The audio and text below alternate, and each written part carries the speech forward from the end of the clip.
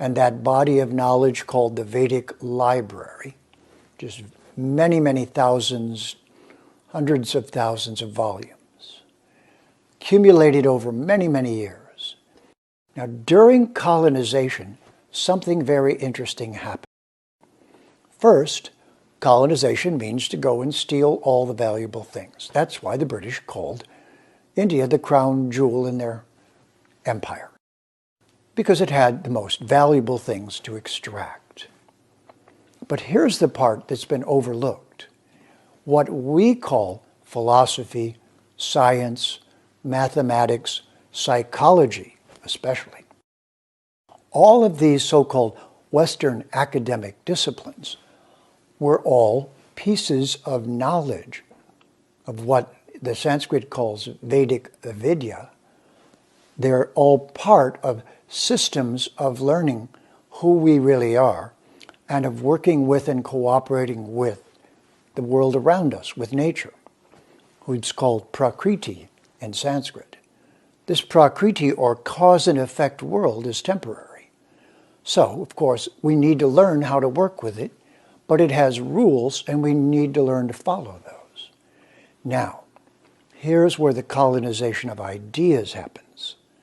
If you go in and take ideas and then rename them and say you discovered it, the term for that is intellectual discovery, but discovery already meant to steal from cultures that are not Christian. And so, the ideas and disciplines that I just mentioned also do not exist in Christianity. It has other things that make it Christianity. It does not have psychology, it does not have philosophy, it does not have the various components of science and that's why science has set itself up as the other religion, the atheistic religion. If you don't like Christianity, become a scientist. Or rather, a scientist claims to have no relation to the supreme in what they're doing.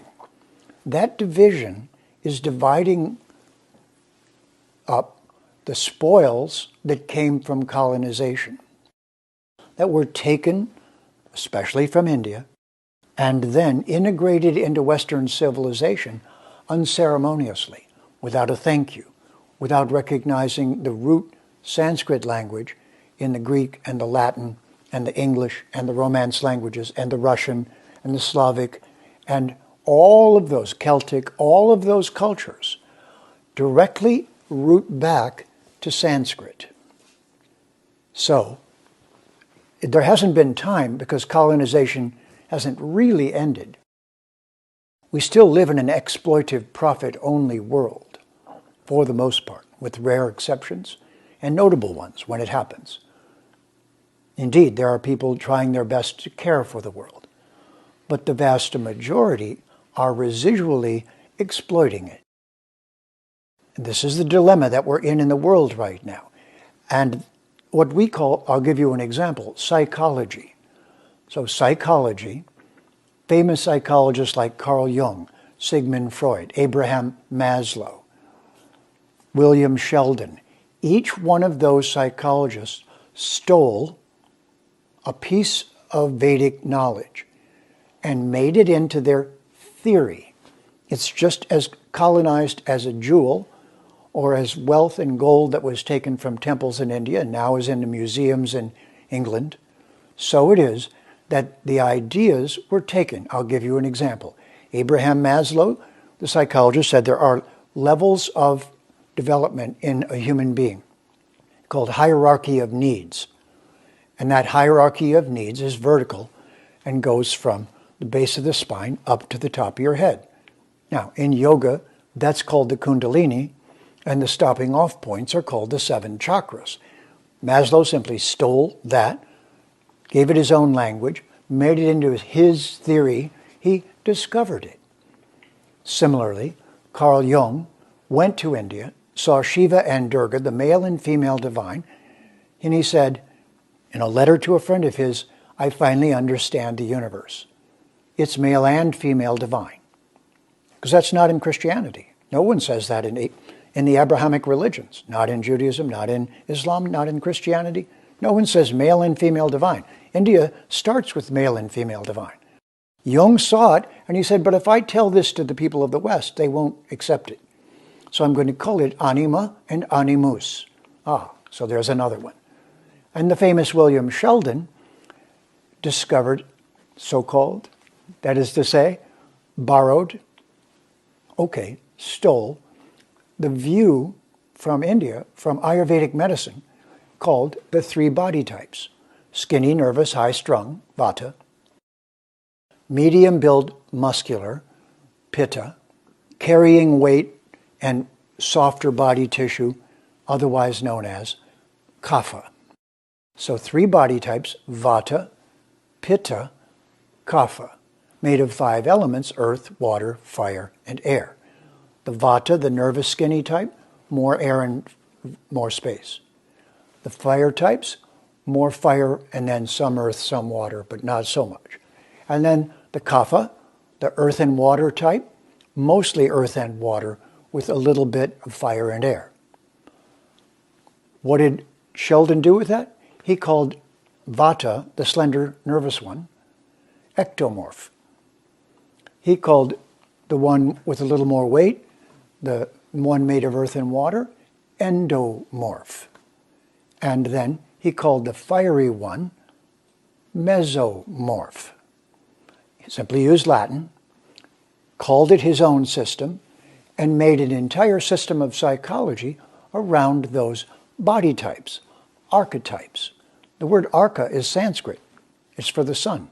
And it means all of the images that emerge from nature that are archetypal, that have their own distinctive perception.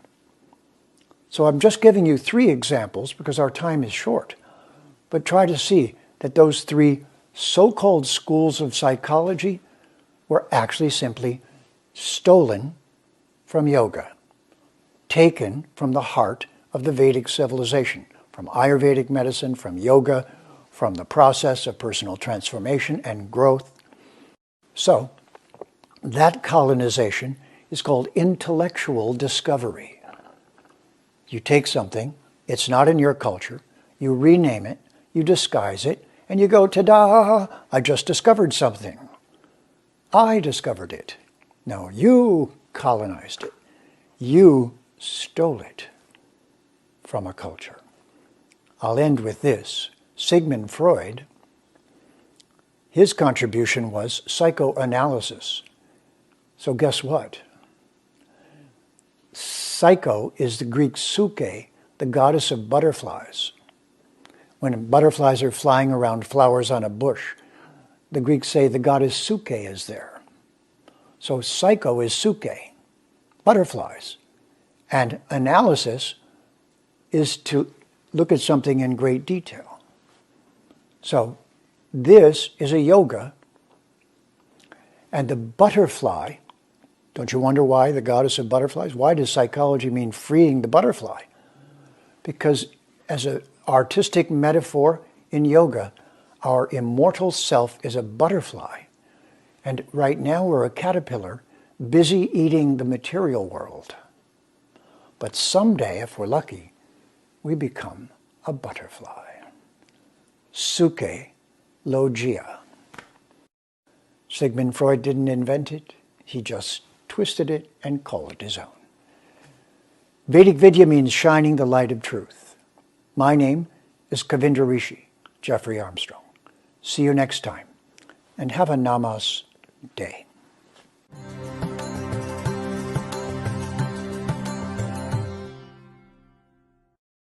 Please remember to subscribe to us and switch on the notifications for this channel.